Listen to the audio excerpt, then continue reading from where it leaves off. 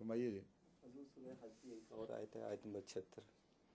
اللہ یستفی من الملائکۃ رسلا ومن الناس ان اللہ سمیع بصیر. اللہ فرشتوں میں سے اپنے رسول منتخب کرتا ہے اور اسی طرح انسانوں میں سے بھی.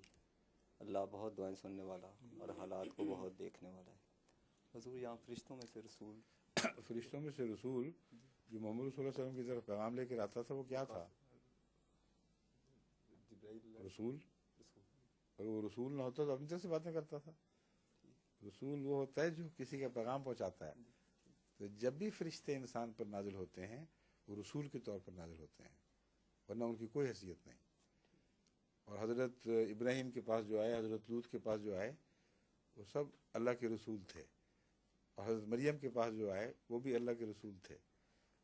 تو فرشتہ جب خدا کا پیغام لے کر آتا ہے تو وہ اللہ کا رسول بن کے آتا ہے، اور اس کے بغیر اس کا آنا بے معنی ہے، اس کی کوئی حیثیت نہیں رہ جاتی.